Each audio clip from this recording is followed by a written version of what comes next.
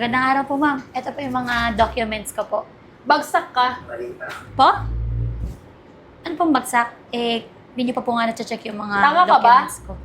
Kakasabi ko lang, di ba bagsak ka? Alam mo, kaya ka bumabagsak kasi kinulang ka sa talino.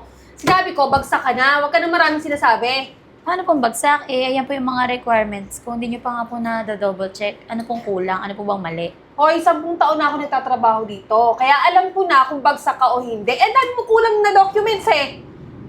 Hindi ko naman po kinukasyon kung gaano kayo katagal dito. Ang akin lang po, sana sabihin niya sa akin kung ano pong problema, ano kulang. Para ma-file ko naman po, para makakuha ko ng lisensya. Kasi kailangan ko po ng lisensya eh. May kotse ako pero di naman po ako makapag-drive. Alam mo yung mga bobo talaga, ang hirap kausap. Alam mo, kahit anong ipaliwanag ko sa'yo, hindi mo maiintindihan kasi nga tanga ka. Ilang beses ko sasabihin sa'yo na bagsak ka bago mo maintindihan. Grabe naman po kayo makapagsalita. Tinatanong ko lang naman po kung anong kailangan kong gawin para po makapasa at makakuha ng lisensya. O sige, ganito na lang. Total, bobo ka naman at ang hirap mo kausap.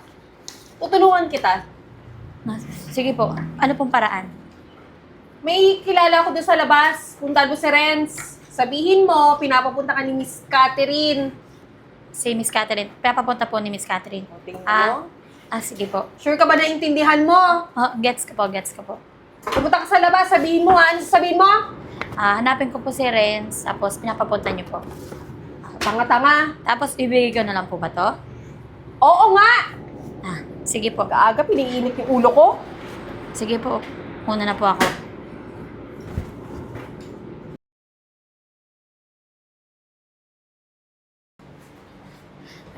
Ay, good afternoon po. Kayo po ba si Renz? Oo, ako yun. Bakit? Ang kailangan? Tama-tama po. Kayo po yung pinapahanap sa akin ni Miss Catherine. Oo, si Maskat! Ito po yung mga documents ko para po makapakuha ng lisensya. Oo, ako nga yun, tama. Buti sinabi sa'yo ni Miss Kat na matutulungan kita para makakuha ka ng lisensya mo ng mas mabilis. Oo nga bumagsak ka yata eh. Bumagsak ka ba? Hindi pa naman po. Ay, hindi. Bumagsak ka talaga, kaya ka nga nandito kasi sabi ni Miss Kat, lahat ng mga pumupunta sa akin, matutulungan ko magkaroon ng lisensya mas mabilis. Nakakuha na po kasi ako ng student permit. Hmm. Ayan po yung requirements ko para makakuha na po ako talaga ng totoong lisensya. Alam ko, ginagawa mo pa akong tanga. Kaya nga nandito ka eh. Kasi may student ka na. Ibig sabihin, kailangan mo ng non-pro, pro. Kahit anong klaseng lisensya pa, kaya kong ibigay sa'yo agad-agad. Agad-agad Oo. as in instant po? Oo, di mo na kailangan mag-retake. Oh, Ano po bang kailangan? 30,000. 30,000? Hala, 5,000 lang po yung meron ako dito. 5,000? Akin na. Sige, okay na yan. 5,000. 5,000 pesos. Wait lang. Yung 25,000, isend mo na lang sa akin dito. Ito QR. QR? Ay, wala po akong extra na pera eh. Wala. Babalik ko na lang to. Sige, kasi pag binalik ko to ngayon sa'yo, miss, magre-retake ka, magbabayad ka, tapos babagsak ka ng paulit-ulit, hindi ka makakakuha ng lisensya. May kotse ka, di mo naman magamit. Paano yan? Sayang naman, di ba? Sige, mag-retake ka na lang. Sige na nga po. Wait lang po, hiram na ako sa kaibigan. Ayun. Kailangan Okay ko- lang, take your time. Kailangan ko rin po kasi talaga ng lisensya eh. Yung Mm-mm. anak ko kailangan ng magdadrive papunta sa kanya sa school araw-araw. Sige po, wait lang po ah. Sige. Ito yung QR. Ito na po, nag-send na po. Dakibilis na lang. Ito po. Yan po. Okay na po. Okay na. Kunin ko lang lisensya mo. Tapos na po? Yari na. Tapos na. Iaabot ko na lang sa'yo. Antayin mo ako dyan, ha? Sige. Sige po.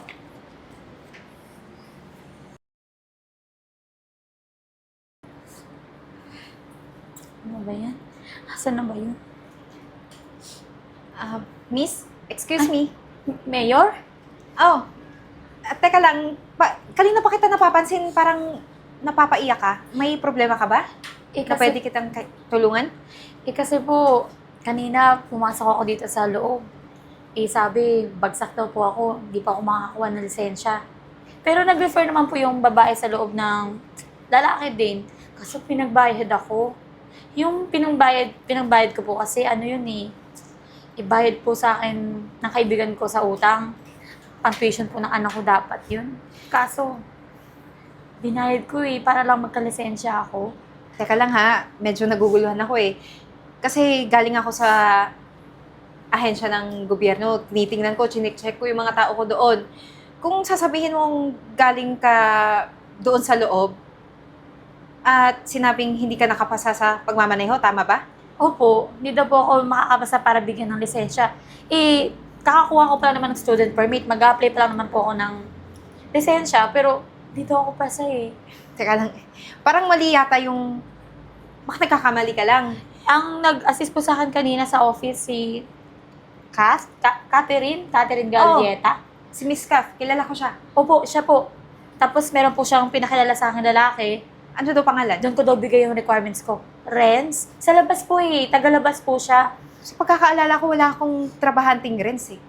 Ayun nga po eh. Tagalabas po siya. Tapos sabi niya, magbayad lang daw ako ng 30,000. Magkakalisensya po ako agad-agad. As in, ngayon po, bibigay din po sa akin. 30,000? Opo, eh kaso worry po ako eh. Pero nabayad mo ba yung 30,000 na yun? Opo, nasend ko po sa via QR po. Nako, miss. Sa sitwasyon mo yan, na-scam ka. At yung Kath na yan, mananagutin sa akin. Tara, samahan mo ko. Sigurado po. Oo, akong bahala. Huwag ka mag-alala. Mayor ako. Alam ko kung ano yung batas. Sige po. Salamat po ah. Hoy, Renz, asa na? Nakapagkano ka ngayon? Isa pa nga alam po yung pinadalan mo kanina eh. Ito po, 5,000 at saka 25,000 nandito po, sinanya QR. O sige, saan sa akin yung 25,000? Sa'yo yung 5,000. Ma'am, di ka kaya gabaan yan sa kakuripot mo? Ako gumawa lahat ng mga ayos-ayos na to, tapos ikaw nire-refer mo lang naman sa akin, di ba? Hoy, pagaba-gaba ka pa nalalaman. Hoy, magkaka 5,000 ka ba kung di dahil sa akin? Alam mo, lahat ng kliyente natin dahil sa akin yan. Tsaka, sige, ganito na lang. Saan mo sa akin yung 23,000? O 7,000 na sa'yo ah. Talaga?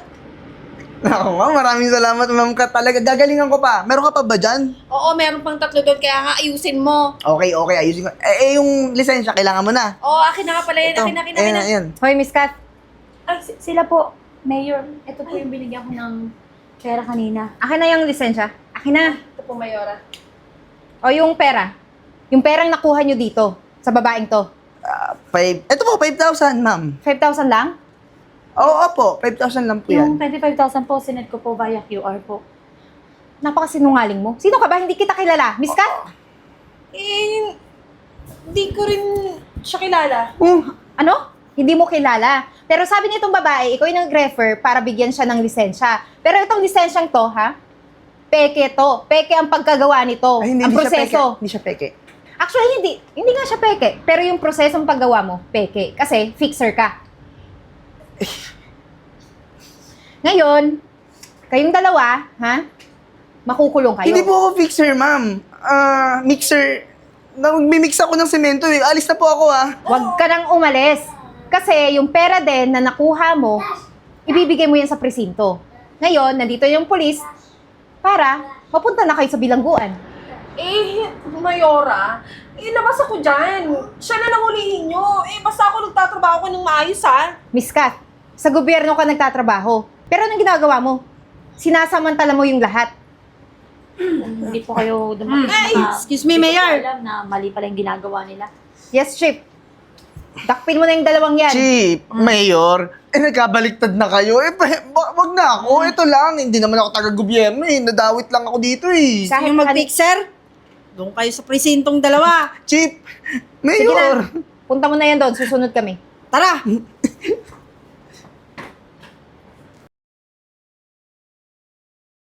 Ako, Mayor, maraming salamat po at nakarating kayo sa binyag ng baby ko. Bakit naman hindi? Sino ba makakatanggi dyan? Ang ganda-ganda, oh. Ayun ako. Maraming salamat po. Ay nga pala, maiba tayo. O ano po? Alam mo, nakaka-proud ka. Kasi ang dami mo ng business na natayo, ha? Eh, dahil po yun sa inyo, kasi kung di nyo po pinakulong yung mga tiwaling opisyalis mo dun sa TTO, ay, di pa ako makakakuha ng lisensya. Baka hanggang ngayon, puro fixer pa rin yung ando doon at nangunguha ng mga pera sa mga taong, alam nyo, walang kalaban-laban. Mayor? Mayora? Oh, Mayor ah. Oh, Kat, speaking. Nagbebenta po kami ng prutas ngayon. Nagbagong buhay na po kami simula nung nakalaya kami sa presinto. Sigurado ba kayong dalawa? Opo, tingnan nyo nga po, ito na nga lang yung pagkabuhayan namin. Pero kahit ganun, okay lang, nakaka-proud, hindi na kami nanloloko ng tao. Ang dami po namin natutunan sa loob ng presinto. Dapat pala, di tayo nanlalamang ng kapwa. Totoo naman yun, di ba? Ang sarap-sarap gumising sa umaga na wala kang nilalamangan tao, wala kang tinatapakan, wala kang inaagabyado. Tsaka yung experience yung ganun, naku, malaking tulong yun para mabago yung buhay nyo. At sana ipagpatuloy nyo kung ano yung bagong sinimulan nyo. O yung pagbibenta nyo ng gulay. Baka next month magkaroon ng program sa lungsod natin. Mag-apply kayo kasi magbibigay ng pangkabuhayan showcase ang Oo gobyerno. nga daw po eh. Nga po, nabalitaan namin yun. Maraming salamat. Maraming po, salamat Nayara. po. Tsaka pasensya na po sa mga nagawa namin sa iyo, miss. Salamat at napatawad mo kami. Wala yun. May kainan dito. Gusto niyo kumain? Kumain muna. Bigyan kasi ng baby ko. Sige po. Okay lang po ba? Papasok, tara. Sige po.